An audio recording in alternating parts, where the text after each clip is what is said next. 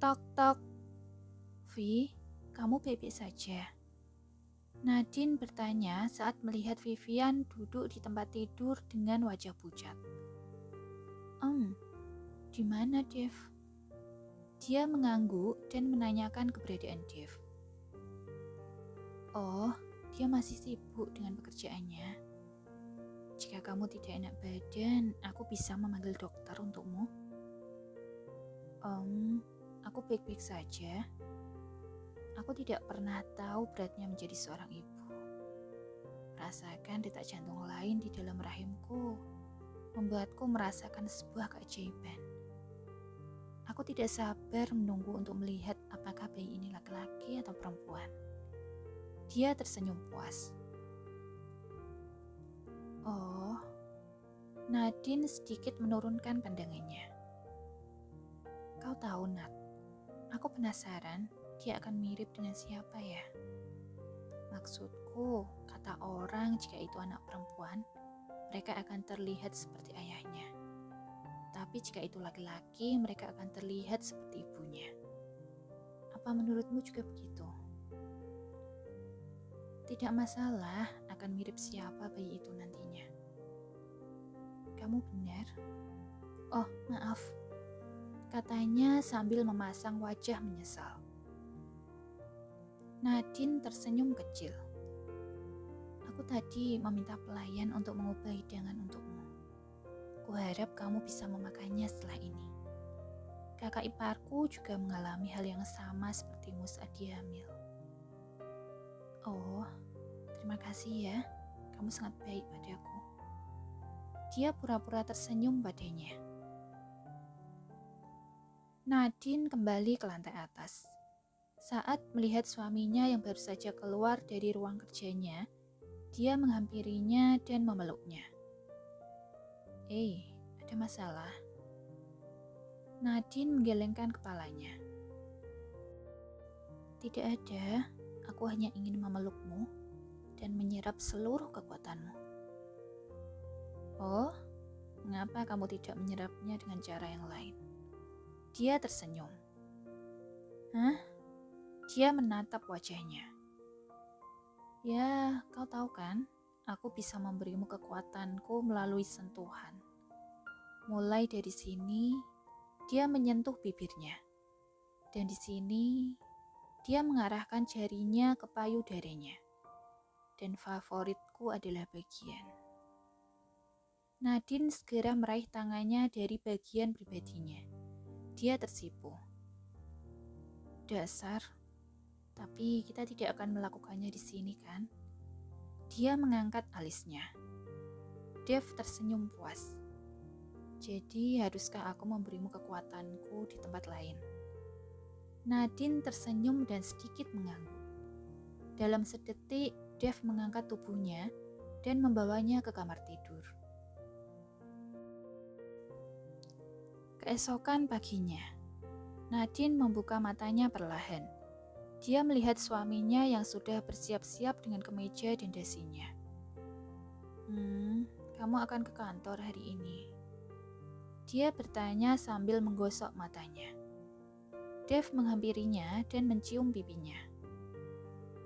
Yap, aku ada rapat penting hari ini mengenai saham dan masalah lainnya. Jadi aku mungkin pulang terlambat. Apakah kamu akan baik-baik saja tinggal di rumah? Atau kamu ingin ikut ke kantor? Dia memiringkan kepalanya. Kurasa aku akan tinggal di rumah hari ini. Aku khawatir Vi akan mengalami morning sickness yang parah seperti kemarin. Kenapa kau sangat peduli padanya? Dev mengerutkan alis. Dev, dia mengandung bayimu. Tentu aku ingin memastikan anakmu dalam kondisi yang baik kan? Dia berkata dengan santai, membuat Dev semakin mengernyit. Nat, itu bukan bayiku. Bukan aku yang membuatnya hamil.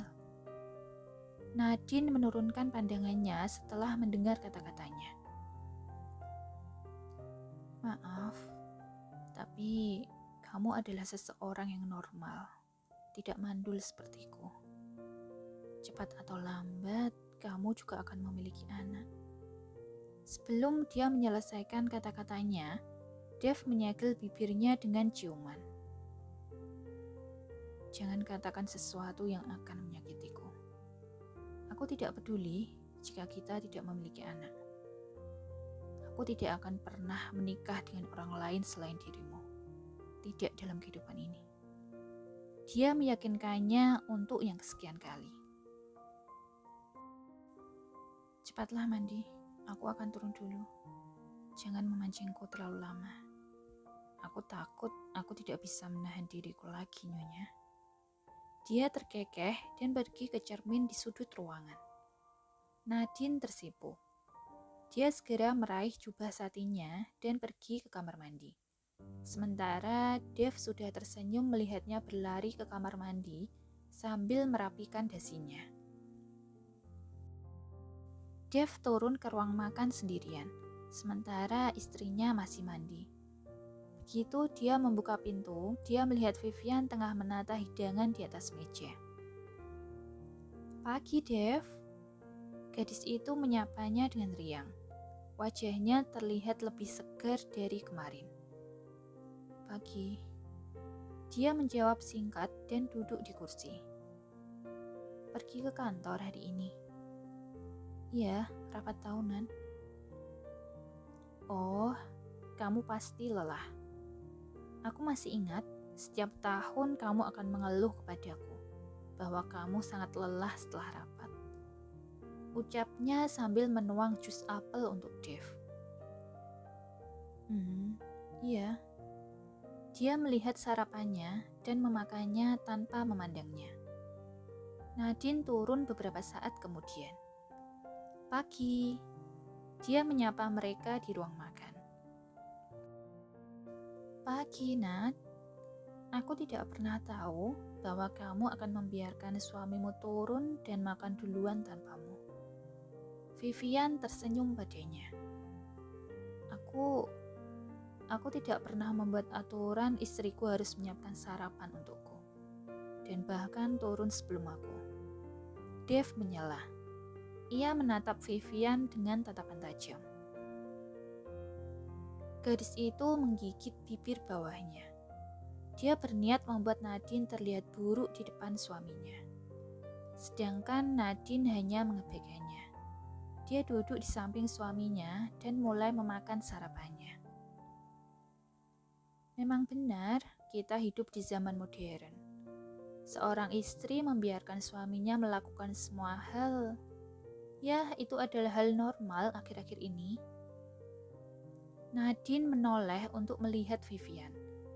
Entah bagaimana, dia merasa gadis ini memiliki niat buruk untuk memanipulasi hal-hal di sekitar mereka. Suamiku adalah orang yang pengertian dan bertanggung jawab. Aku tidak tahu apa yang kamu maksud dengan suami melakukan semua hal. Karena selama ini kami melakukan semuanya bersama-sama. Vivian memasang ekspresi tersentuh. Dia meletakkan garpunya. "Oh, kau sangat beruntung, Nat. Seharusnya kau berterima kasih pada kakakmu. Karena dia telah kabur kan hari itu. Karena dia, kamu bisa menikah dengan Dev. Kalau tidak..." Kata-katanya ini membuat Nadine terluka. Dia merasa seperti gadis bodoh yang mendapatkan kesempatan emas untuk menikah dengan pria pujaan hatinya. "Cukup, akulah yang memutuskan untuk menikah dengannya. Jangan mempertanyakan alasan atau motifku. Kau mengerti, Vi? Aku hanya khawatir, Dev, kamu akan terluka lagi seperti dulu. Itu saja. Kamu tidak akan melupakan kan berapa kali dia menyakitimu?" Nadine mengerutkan alisnya. "Menyakiti Dev? Kapan?" Mengusap bibirnya dengan kain, Dev berdiri setelah itu.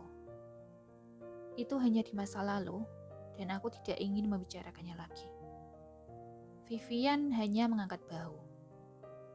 "Oke." Dev mendekati istrinya dan membungkukkan tubuhnya sedikit mencium bibirnya. Aku harus pergi sekarang. Kalau ada apa-apa, hubungi aku, oke? Tatapan matanya berubah lembut. Oke. Nadine tersenyum penuh kasih padanya. Begitu Dev keluar dari ruang makan, suasana di sana berubah menjadi keheningan yang mematikan. Menyelesaikan sarapannya, Vivian berkata, "Aku harus pergi ke rumah sakit hari ini untuk melakukan pemeriksaan check-up. Aku butuh seseorang untuk mengantarku." "Oke, aku akan meminta sopir untuk mengantarmu," katanya. "Terima kasih, aku harus ganti baju sekarang." Dia masih memikirkan kata-kata Vivian tadi. Dia pernah menyakiti Dev berkali-kali, tapi kapan? Mengapa dia tidak bisa mengingatnya? Bukankah itu hanya sekali saat dia menolaknya? Apakah ada sebagian dari ingatannya yang hilang? Nadine menghabiskan setengah harinya untuk berlatih di halaman belakang, dan setelah makan siang dia pergi ke sebuah kamar khusus yang disiapkan Dev untuknya. Dev berpikir bahwa melukis adalah hobi istrinya. Jadi dia menginstruksikan pelayannya untuk menyediakan ruangan khusus untuknya melukis. Menyentuh kuas dan cat, dia merasa seperti imajinasinya hidup kembali. Dia menatap kanvas putih. Menutup matanya, dia mencoba mencari inspirasi. Yang bisa dia bayangkan hanyalah ayah dan ibunya. Dia sangat merindukan mereka. Nadine mulai menggunakan kuas dan melukis potret keluarganya. Sembari melukis, matanya basah oleh air mata. Membayangkan suatu hari nanti dia akan meninggalkan mereka semua, meninggalkan dunia ini, meninggalkan orang yang paling dia cintai. Apakah mereka akan mengingatnya? Apakah mereka akan menangis seperti yang dia lakukan sekarang? Semua pikiran mulai memenuhi hati dan pikirannya. Jam 10 malam baru dia selesai dengan lukisannya. Dia benar-benar kelelahan dan kelaparan. Dia turun ke dapur dan meminta koki untuk menyiapkan makan malam untuknya. Ketika ingin kembali ke kamar, dia bertemu dengan suaminya di ruang tamu. Dia baru saja pulang. Dia tersenyum padanya dan dia juga melakukan hal yang sama. Dev membungkus pinggangnya dengan tangannya dan mencium bibirnya. "Masih belum tidur. Aku mencari sesuatu untuk makan malam." "Oh, aku juga mau. Aku agak lapar. Aku belum makan malam." "Oke, aku akan memberitahu Koki. Naiklah ke atas dan mandi dulu." Dia membelai pipinya. "Terima kasih sayangku." Dia menciumnya lalu naik ke lantai atas. Dia tersenyum dan menggelengkan kepalanya sebelum pergi ke dapur lagi memberitahu Koki untuk membuat 2 porsi makanan. Sementara di sudut koridor, Vivian mengepalkan tangannya melihat mereka berdua.